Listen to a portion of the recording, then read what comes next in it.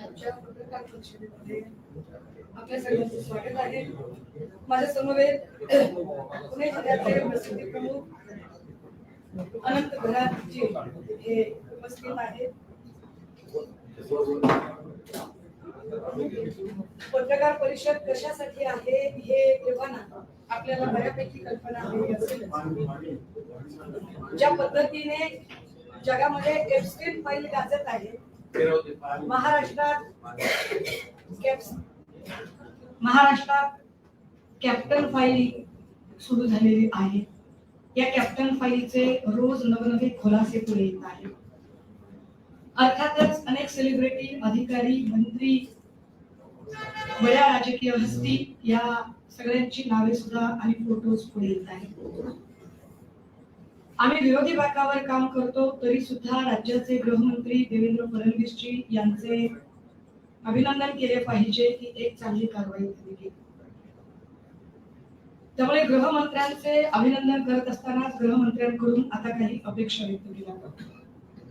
अपेक्षा काय आहे की या सगळ्यांमध्ये महिला आयोगाच्या अध्यक्षा रुपाली चाकणकर यांच्या नावाची चर्चा गेल्या 3 दिवसांपासून सगळीकडे सुरू आहे.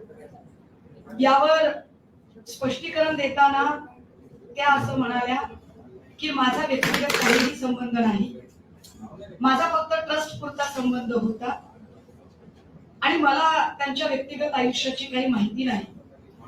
पण मी त्या दिवशीही खबरदार पुढारीचा जो वृत्तसंपादक होता दत्तात्रय खेमनार, या खेमनारची त्याला जी काही पत्र पाठवली होती महिला आयोगाच्या डेसिग्नेशनसह आणि पोलिसांना जे आदेश देऊन की सुमोटोसह याच्यावर गुन्हे दाखल करून घ्या आणि त्याला दबाव आणला होता आणि तो चाकणकरांनी दबाव आणला होता, याचे सगळे पुरावे आता पुढे आलेले आहेत.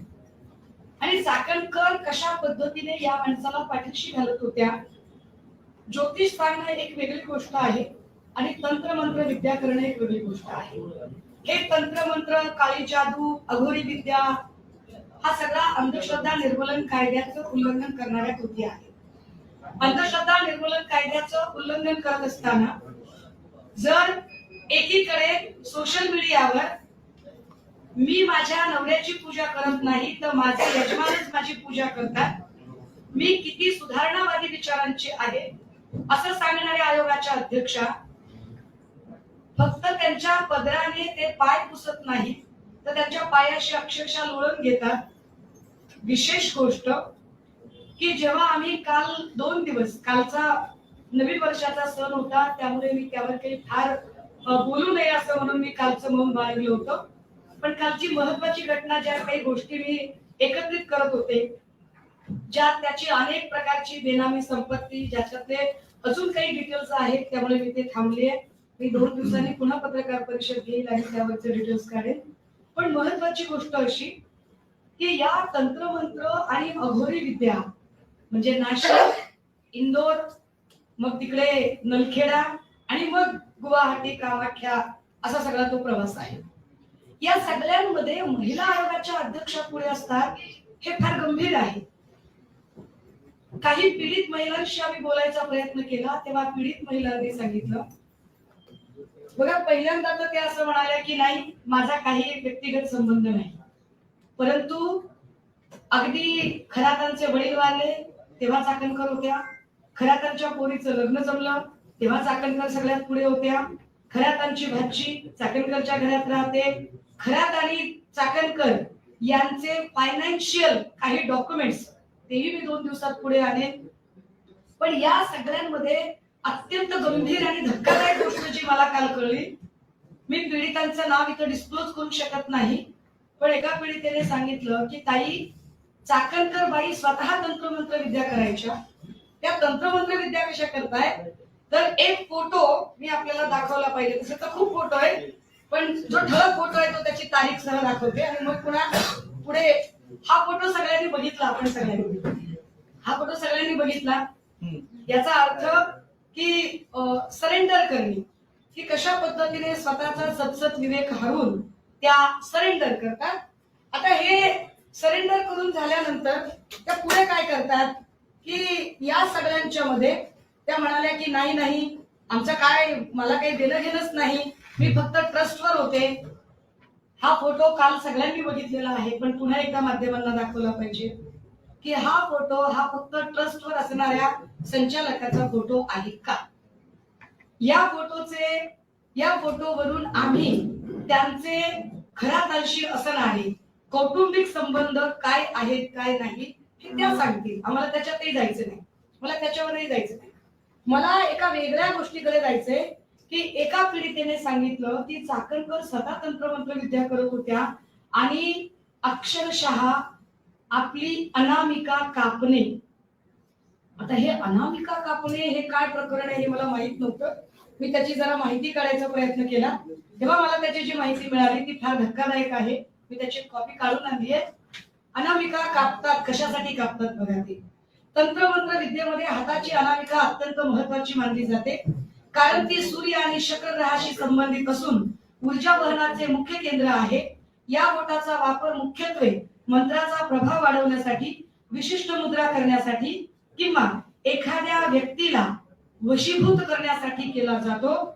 या बोटाद्वारे ऊर्जा शरीरात प्रवाहित कशी केली जाऊ शकते, कशी तर परत तंत्रमंत्र विद्येच्या लोकांनी सांगितलंय की हे बोट सूर्य म्हणजे यश आणि शुक्र म्हणजे आकर्षण यांच्याशी जोडलेले आहे, ज्यामुळे मंत्रोच्चाराद्वारे एखाद्याला आकर्षित करणे आणि यश प्राप्त करणे असा या तंत्रमंत्र विद्येचा अर्थ आहे.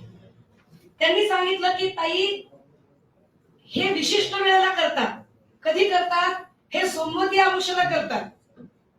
हे सोमवती, आम्हाला इतकं काही त्याच्यातलं नॉलेज माहित नव्हतं.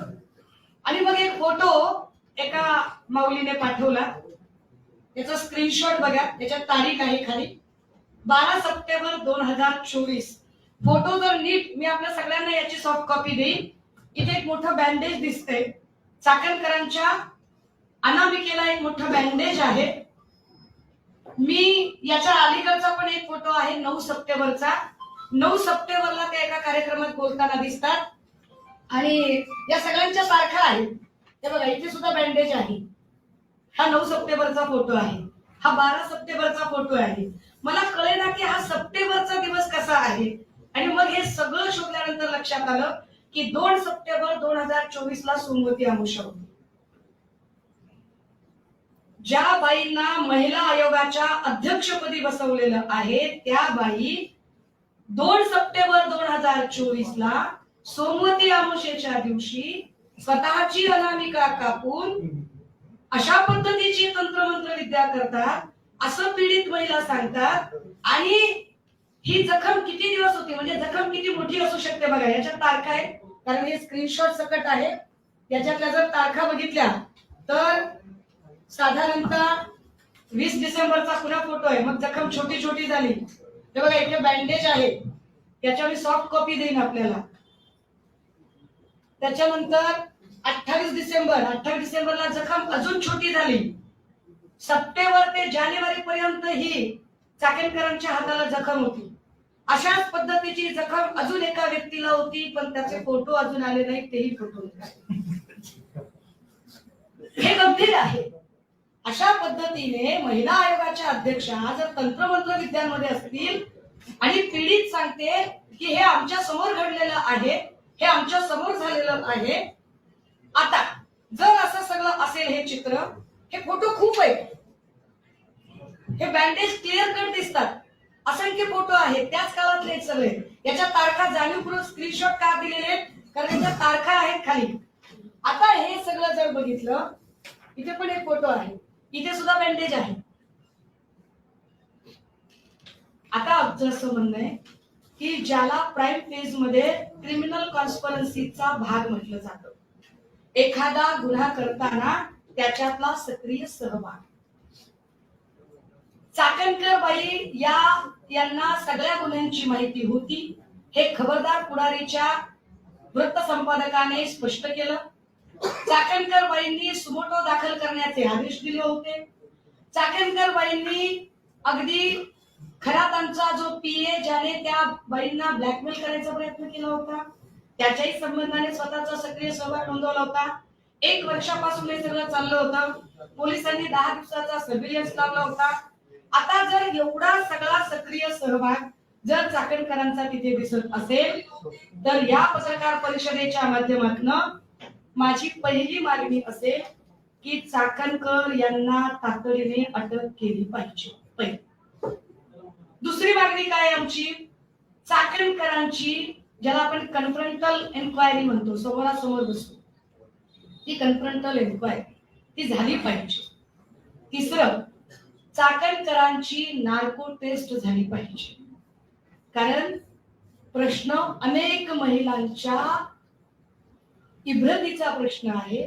अनेक महिलांचं लैंगिक शोषण झालेलं आहे.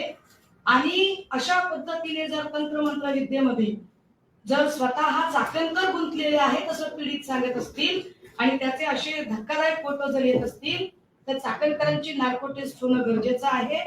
पण चाकणकरांना अटक करताना आणि नार्को टेस्ट होताना चाकणकर ज्या